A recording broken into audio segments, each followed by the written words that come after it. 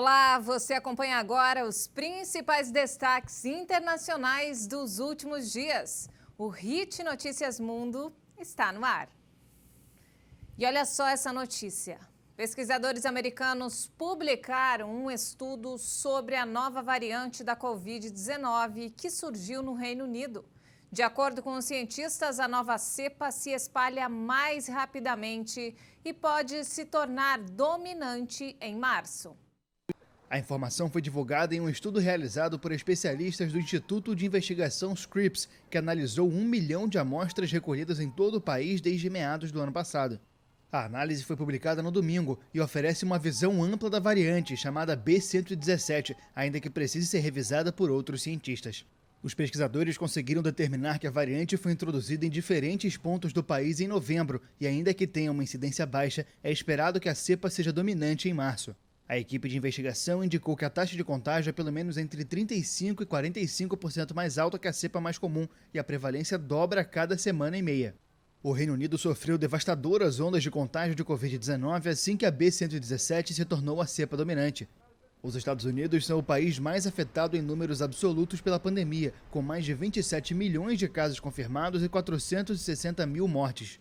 Há temores de que a variante surgida na Inglaterra dispare uma nova onda, à medida em que se propaga rapidamente na Flórida, de acordo com a pesquisa.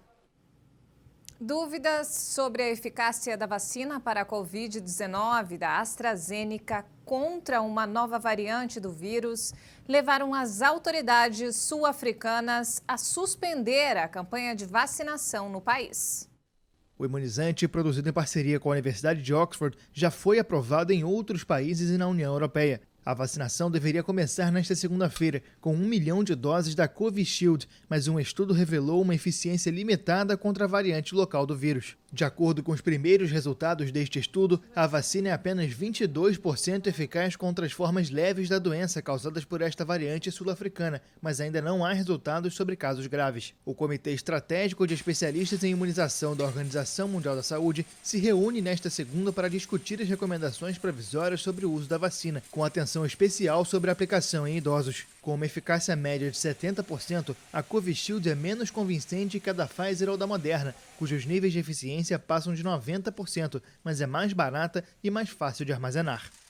E a vacina da Pfizer se mostrou eficaz na neutralização de 3 variantes do coronavírus. O estudo foi publicado em uma revista científica. Os testes realizados em laboratório com a vacina desenvolvida pelas empresas Pfizer e BioNTech contra a Covid-19 conseguiram neutralizar 3 variantes do coronavírus. As mutações testadas aparecem na África do Sul e no Reino Unido e têm modificações que apareceram em uma variante brasileira. Os dados já haviam sido divulgados de forma preliminar no início de janeiro, mas só agora foram revisados e validados por outros cientistas. A Nature Medicine faz parte do grupo de publicações mais importantes do mundo. Os cientistas da Pfizer e do setor médico da Universidade do Texas, nos Estados Unidos, testaram o soro de 20 participantes dos ensaios clínicos da vacina. Eles já haviam recebido as 2 doses do imunizante e já tinham criado anticorpos contra o coronavírus. Depois, os pesquisadores testaram esses soros contra as variantes do vírus. As 3 mutações neutralizadas faziam parte de uma cepa considerada mais transmissível. Pesquisadores da Universidade de Oxford iniciaram um estudo sobre um remédio que pode evitar que um paciente grave de Covid precise de respirador. A medicação promete aumentar os níveis de oxigênio e ajudar na respiração. Pesquisadores de Oxford estudam a eficácia do uso de bismisilato de almitrina para tratar casos graves de Covid-19. O medicamento pode ajudar a restaurar o processo de proteção natural nos pulmões e aumentar os níveis de oxigênio no sangue arterial, reduzindo a necessidade de outro suporte respiratório, como o uso de respiradores. O remédio tem sido bem sucedido no tratamento da síndrome do desconforto respiratório agudo ao contrair os vasos sanguíneos em regiões do pulmão onde o oxigênio é baixo. Os pesquisadores acreditam que o remédio pode ter o mesmo efeito em pacientes com Covid. O medicamento vai ser administrado por via oral nos 116 pacientes que os pesquisadores pretendem recrutar em 3 centros hospitalares. O ensaio clínico começou esta semana no Royal Berkshire Hospital e deve durar cerca de 4 meses. A Organização Mundial da Saúde se posicionou contra um excesso de pessimismo em relação à vacina da Covid-19, desenvolvida pela AstraZeneca Oxford. O responsável por questões emergenciais de saúde da organização, Michael Ryan, destacou que, neste momento, o principal objetivo das vacinas é limitar hospitalizações e salvar vidas. O principal trabalho das vacinas agora é reduzir as hospitalizações e óbitos. Até agora, os dados sobre todas as vacinas em todas as situações é que elas estão cumprindo com isso. Podemos precisar de uma segunda ou terceira geração de vacinas para fazer mais. Podemos precisar de vacinas melhores para fazer mais do que apenas parar as mortes e hospitalizações, mas agora temos as ferramentas para parar os dois, tanto pelo controle adequado da doença em nível comunitário, quanto pelo uso de vacinas para proteger os mais vulneráveis e nossos profissionais de saúde de linha de frente. A cientista-chefe da OMS, Soumya Swaminathan, seguiu a mesma linha e reforçou os prós das vacinas desenvolvidas até o momento contra o vírus. Não devemos começar a concluir que a vacina não funciona. O que vimos foram dados de um pequeno estudo. É indicativo, nos mostra que precisamos coletar mais dados, precisamos estudá-la mais. Mas a partir de todas as evidências disponíveis, a vacina da AstraZeneca e todas as outras vacinas que foram aprovadas até agora reduzem a morte, reduzem a hospitalização e reduzem doenças graves. E esse é o nosso objetivo para a primeira parte desta pandemia: reduzir a mortalidade e acabar com todas as mortes evitáveis. As dúvidas sobre a eficácia do imunizante da AstraZeneca em pessoas com mais de 65 anos se multiplicaram nas últimas semanas.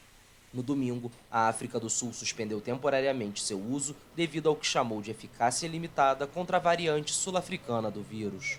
O imunizante, que ainda não obteve a homologação da OMS, representa a maioria das doses que serão distribuídas pelo sistema COVAX aos países mais desfavorecidos. E especialistas da missão da Organização Mundial da Saúde, encarregados de investigar as origens do novo coronavírus, deixaram a China sem resultados conclusivos. Após várias semanas de trabalho na cidade chinesa de Wuhan, especialistas da OMS que investigaram as origens do coronavírus voltam para casa. Analisamos todas as pessoas que poderiam ter sido infectadas entre outubro e dezembro e revisamos os casos de mais de 70 mil pessoas durante o período. Nenhum foi positivo. Todos foram avaliados e concluímos que nenhum deles era um caso potencial. Especialistas explicaram em entrevista coletiva que não encontraram quais espécies de animais pudessem transmitir o vírus aos humanos. Eles praticamente descartaram a hipótese de que o vírus pudesse ter escapado, involuntariamente ou não, do Instituto de Virologia de Wuhan, conforme sugerido pelo ex-presidente dos Estados Unidos, Donald Trump. O porta-voz do Departamento de Estado americano disse que, em vez de confiar em conclusões que podem ser motivadas por qualquer coisa, exceto ciência, Washington quer ver aonde levam dados e ciência e vão basear suas conclusões nisso.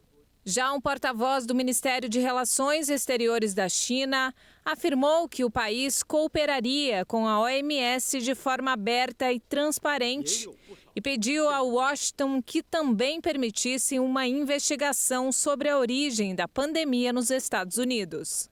E a União Europeia está sob forte pressão pelas dificuldades encontradas para abastecer todos os países com vacinas. A presidente da comissão fez o primeiro discurso público sobre o momento.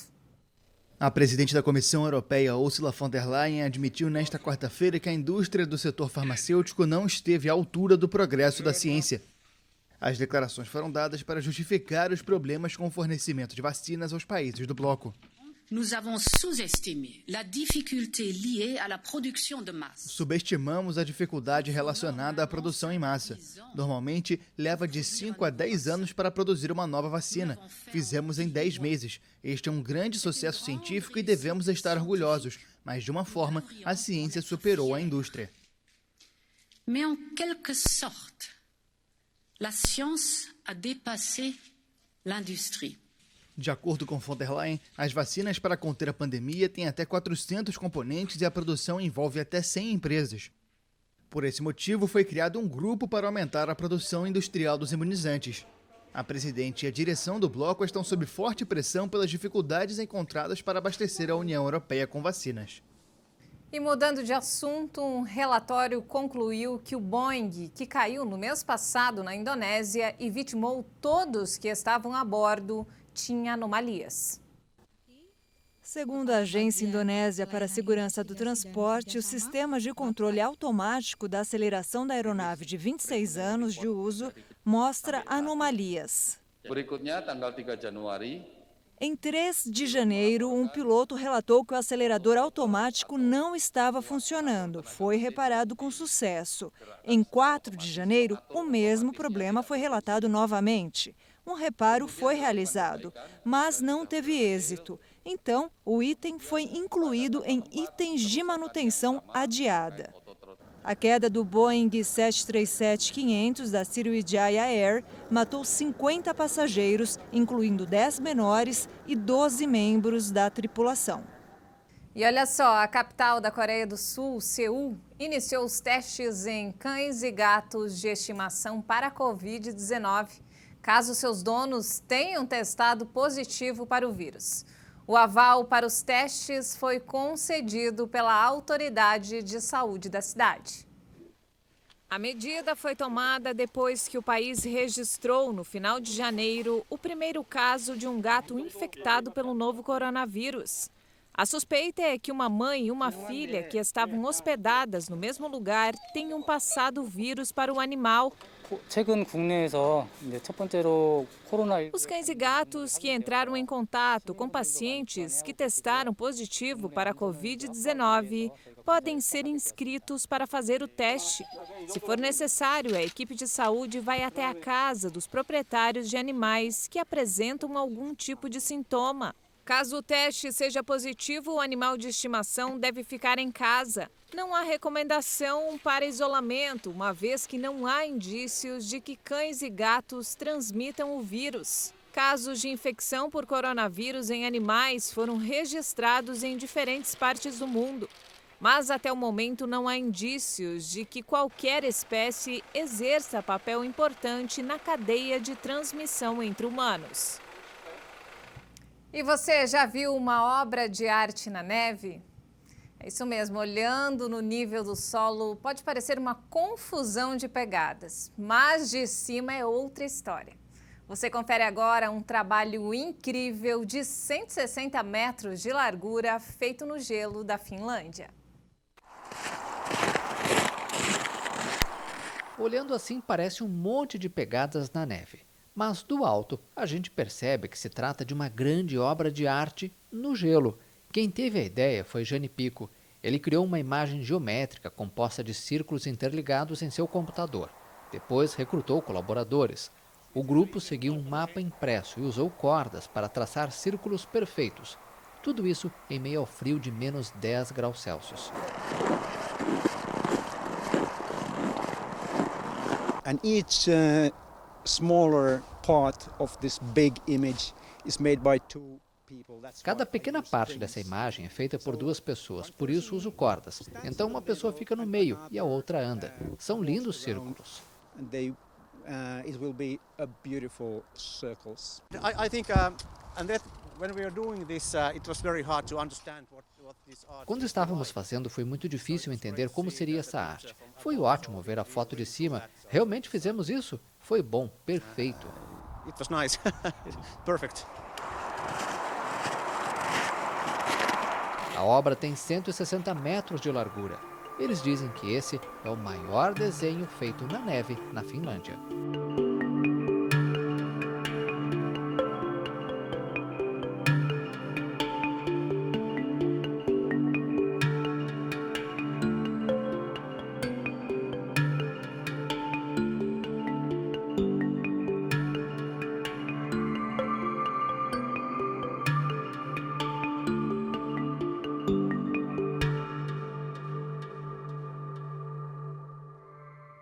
Que trabalho incrível, hein? Parabéns!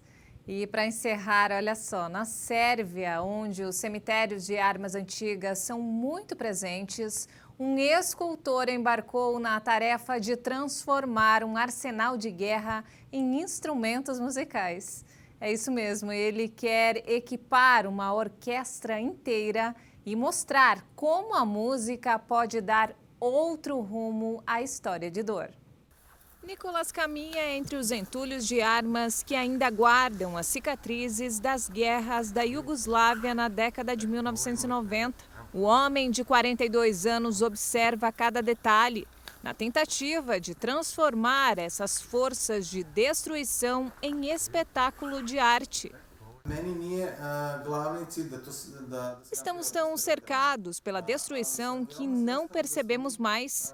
Como artista, quero imitar o que me rodeia e chamar a atenção para ele, transformando a destruição em música, uma interpretação positiva de tudo isso.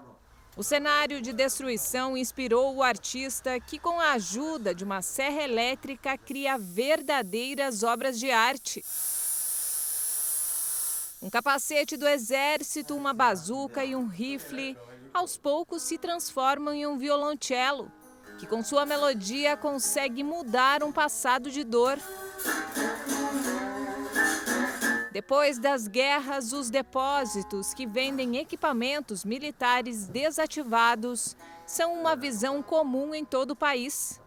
Esses cemitérios são o lar de armas, bombas e máscaras de gás, bem como veículos de combate, radares e até mesmo enormes pedaços de aviões.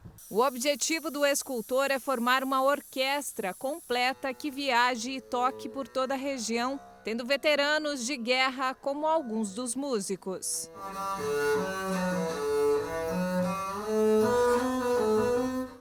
E essa edição fica por aqui. Mais informações ao longo da nossa programação. Obrigada pela companhia.